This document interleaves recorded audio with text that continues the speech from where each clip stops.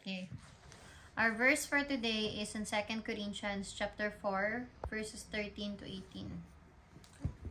It is written, I believe, therefore, I have spoken. Since we have that same spirit of faith, we also believe and therefore speak, because we know that the one who raised the Lord Jesus from the dead will also raise us with Jesus and present us with you to himself.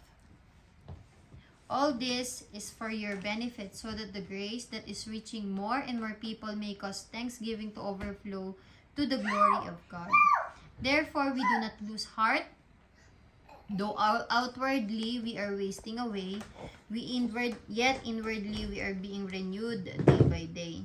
For our light and momentary troubles are achieving for us eternal glory that far outweighs them all.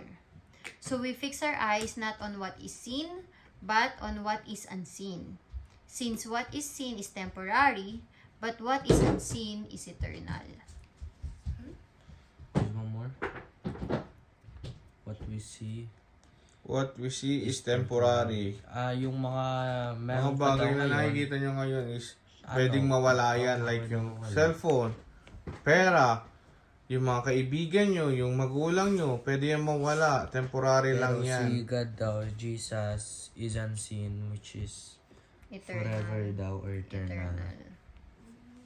Sabi dito, so we fix our eyes not on what is seen, but on what is unseen. Kasi, sa totoo lang, totoo naman yun eh, na sa sobrang focus tayo sa nakikita natin sa Facebook, nagta-travel na naman tong kaibigan kong to, sana ganun din ako. Diba? O kaya naman, meron tong taong tong ganito, sana ako din. O kaya, ang ganda naman niya, sana, bibili rin ako ng mga pampaganda, mga ganun. Alam mo yun, dahil sa napakarami nating ini-entertain sa mata natin, we thought that our life is not enough. Whatever we have is not enough or is not sufficient for us to be happy. Which is hindi siya magandang bagay, sa totoo lang. Pero, kung ifo-focus lang daw sana natin yung isip natin at mata natin sa Panginoon, then our life, or mas mabilis natin makakamit yung kaligayahan at peace of mind na tinatawag. 'Di ba?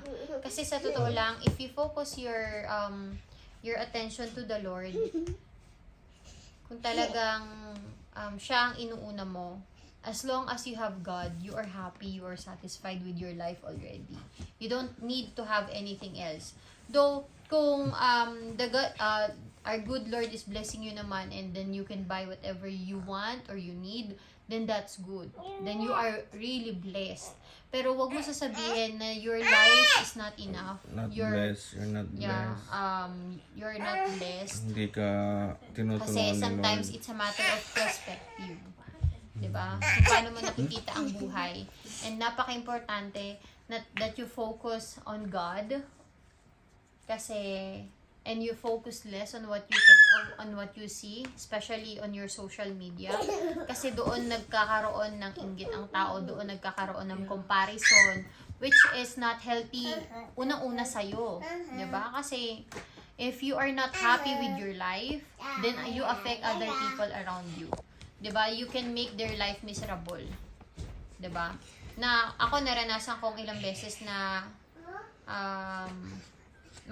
makaranas ng mga taong or naapektuhan ako ng mga taong hindi masaya sa buhay. 'Di ba?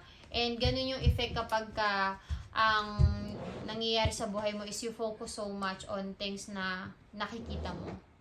And you don't focus on God and what God can give you. 'Di ba? So that's our D-Best today.